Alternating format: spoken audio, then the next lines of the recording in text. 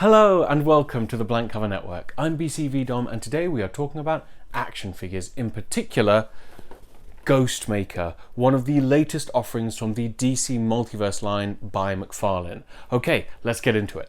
I've really been looking forward to opening this guy, and I'm sorry it's been a while since I posted a video, but turns out I've been diagnosed with chronic laryngitis, so my voice has been a bit wrecked for a while and is apparently going to take a few more months to heal completely. But in that time, the boxes of action figures and stacks of comics have been piling up, and I've been choosing which one I wanted to do when my voice was good enough to come back, and I chose Ghostmaker to kick things off. In the packaging, Ghostmaker says DC Future State, and I don't quite understand why it's DC Future State, because Ghostmaker made his first appearance in Batman issue 100. So he's actually quite a modern superhero, or potentially villain, because he's a bit of a psychopath. But he made his first appearance in the continuity of Batman issue number 100, not in the Future State miniseries that we got a plethora of from DC Comics not that long ago. So I don't know why his branding is DC Future State, but there you go, it says DC Future State.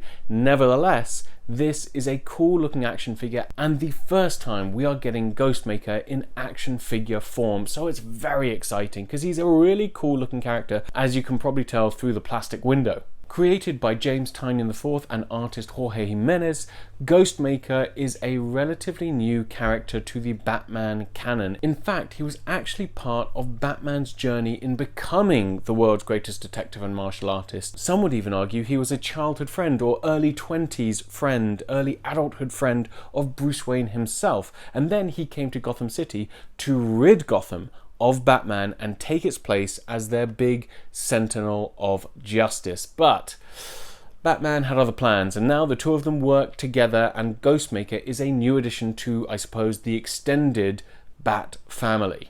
And as we can see, he comes with a few accessories. He comes with some swords, he comes with the base plate, the trading card, and on the back of the packaging, it's actually got a pretty nice photograph of the action figure himself. So they haven't gone for artwork from the comic books, which would be pretty recent. They've gone for a photograph of the action figure, and we saw that on a few other recent releases of the DC Multiverse line. So interesting that they're going with that angle instead of going with the comic book artwork, which they used to do when this line first launched. Okay, let's get him out of the packaging and have a better look at Ghostmaker. Oh my gosh, this is such a cool action figure, such a great addition to the DC Multiverse line because we've never had Ghostmaker before, and he looks really cool. I mean, if you told me he was a villain because of the sort of futuristic ninja helmet, I'd believe you, but he's actually one of the good guys. And there's a lot of different textures to Ghostmaker, both in the mold, I suppose, as well as different plastics that have been used for different parts of the body. And this is something that I found McFarlane was experimenting with this wave and recent waves of their action figures. And personally, the jury is still out on some of those plastics, but on Ghostmaker, all of them work. I think they work really well together. So let's run through some of the pros of Ghostmaker. To start with, let's talk detail and texture. For what is effectively a limited color palette, we're talking about whites or creams, grays, blacks and silvers, like not much to work with. Ghostmaker really pops, and in part that's because of the awesome design that Jimenez came up with when he created the artwork. But what McFarlane do really well, and it's proved here by Ghostmaker, is they take what's in the comic books and they make it an action figure. Simple. Having a closer look, you can see the smoothness of the helmet in contrast to the dappled, almost Kevlar-esque, I suppose, cloth or leather goods that make up the majority of his costume. And then in addition to that, you have these Saracen or medieval inspired future breastplates and armored gauntlets and shoulder pads on Ghostmaker as well. Throw in one of those McFarlane soft plastic capes and you have a great looking action figure. And there's nothing particularly symmetrical about him either. Yes, you could argue the helmet is probably symmetrical and that makes sense for the character, but the design of the breastplate, the design of the gauntlets around his wrists, the design of the shoulder pads, the harness that's strapped across his chest, there's a lot of individuality to this action figure, to the mold, to the buck itself, and I really like that. I don't think you often see that with a lot of action figures, and here they've really gone for it and it's paid off. off. I think that puts Ghostmaker in the top league of DC Multiverse action figures released so far this year. Number 2, let's talk posability and articulation. So he comes with the classic McFarlane brag, 22 points of articulation, which in this day and age you wouldn't think is much of a brag for 6-inch or 7-inch action figures anymore, but it is in the case of Ghostmaker, because actually, considering he is a sword-wielding hero, the double-jointed elbows, and they're quite firm, quite stiff, that actually helps pose him really well with those swords. It looks really dynamic. And the way that they've sculpted the knee joint into this sort of bulkier trouser leg is really cool, really unique. I don't think there's any other action figure I can think of that has done this design this way. Maybe, arguably, some of the baggier trousers in the Star Wars Black Series line is the only comparable comparison I can make, but even then, it didn't have this kind of dappled texture that we mentioned earlier. So that makes it really, really dynamic in terms of posing Ghostmaker out. And as we mentioned earlier, the different uses of plastics means that there's a softer, gummier plastic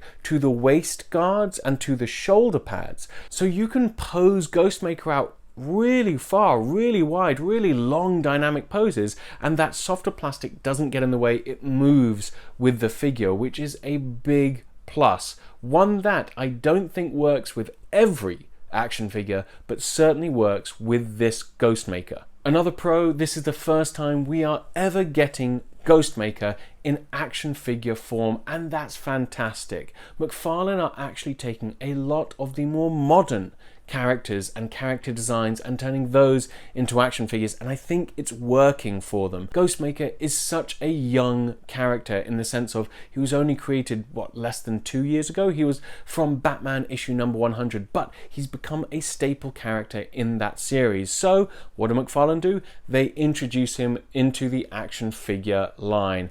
I love that. We didn't have to wait long, and we've got Ghostmaker. Adjoining that pro, it's such a cool design, right? Like, what a cool action figure to have in your display. So if you didn't know Ghostmaker was one of the Bat family or part of the Batman storylines, it wouldn't really matter. He's just a cool looking futuristic ninja / Saracen looking action figure. Why wouldn't you want him in your collection? Very cool design, and they've really taken the artist version, the artist creation from the comic books, and made a really accurate looking action figure. So if you love Batman and you love Ghostmaker for your Batman collection, fantastic. If you don't know this guy from the comics, doesn't matter. They designed such a good character and they made such an accurate version of him in figure format that he'll just pop in your display. And lastly, I've got to talk price point. I know, it's repetitive. It's so repetitive that I keep saying it, but in this day and age, with rising costs everywhere you look, the fact that we can still get a DC Multiverse action figure for $19.99 is a massive, massive help to collectors everywhere. So yeah, Ghostmaker at a really reasonable price of $19.99 is a pro if you ask me. Moving quickly onto the cons now, and I gotta admit, even though he's got the sword, so you have these two hands so that he can actually carry the swords, I would have really loved 2 alternate hands, especially fist hands. This guy is Batman's equal in many ways, and having the idea that he could have 1 fist and 1 sword to add to that posability, to add to that dynamism within your displays,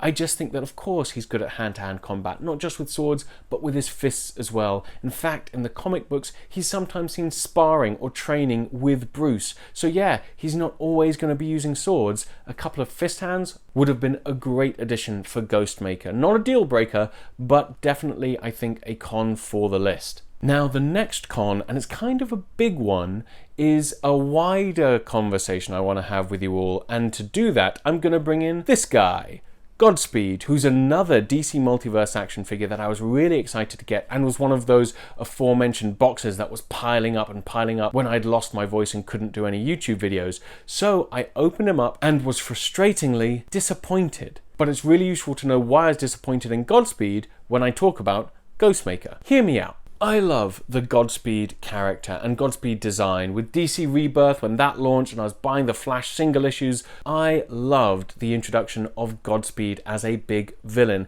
And this rendition of Godspeed is really comic book accurate, so you'd think I would love it. I was so looking forward to opening him, and when I did, I realized that McFarlane were doing a few things with this figure that made me really worried for Ghostmaker. So I mentioned the use of various plastics when I was talking about Ghostmaker earlier. This is an example of where they don't work. I'm talking about Godspeed's pants, everyone. Yeah, I'm talking about Godspeed's underoos. And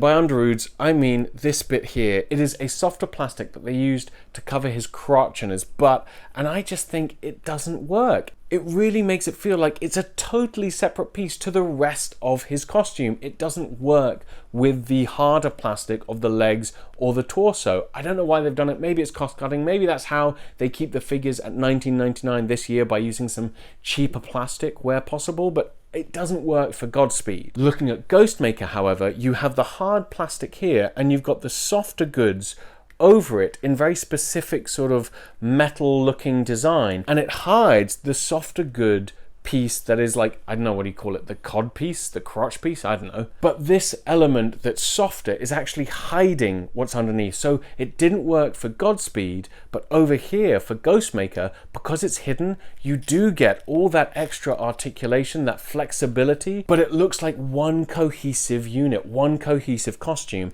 and that I think really works well, but could be a bad thing for future action figures from the McFarlane line. Going back to Godspeed now, another troubling element I had is the shoulder. If you look here, push the shoulder back and boom, you've got a big gap. You can see the inside of his shoulder. It doesn't work, it's no good. The softer plastic looks like it's split just above it, just a bit, and this was a brand new action figure from my regular comic book shop. So this sort of loosey-goosey shoulder ring that they're putting to bridge the gap between the shoulder and the ball joint hasn't worked for Godspeed. It doesn't look good. It looks a bit cheap and sloppy. Going to Ghostmaker, on the other hand, they've got the same thing going on, but because of the shoulder guards, the shoulder pads, it's hidden. So it doesn't actually matter. So you get the full articulation, but the figure looks great. I say these as cons. They're cons because I know they exist on this action figure, and another figure from a similar time that was released by McFarlane in the DC Multiverse wave was Godspeed, and it was a big disappointment. With Ghostmaker, they exist, but they're both covered up. So I'm putting it in the cons list, but it's also in the pros list because I talked about the design of the figure. If that makes sense, you get where I'm coming from. Like, we're having a more fluid conversation here as opposed to the more black and white pros and cons that normally end up on my lists. And because of that design, I don't think it should stop you getting Ghostmaker if you like this character or this figure design. They're covered up, so it works really well with the different uses of plastics. But on a figure like Godspeed, where it's really just meant to look like one cohesive piece, it does not look good. And I'm concerned that this is something we're going to be seeing from more McFarlane action figures as more waves get released and hit shelves in the coming months. Overall, I think Ghostmaker is fantastic. He's one of the best McFarlane figures they've released so far this year. So if you see him, don't hesitate, pick him up. As I said, a lot of good design points to this action figure, and I hope McFarlane continue to be on the roll they have, even if I'm a bit dubious when it comes to that softer, gummier plastic that they're now using more of in the butt itself. But there you have it, Ghostmaker, quick review. Thanks so much for watching, and I'll be back with another video very soon.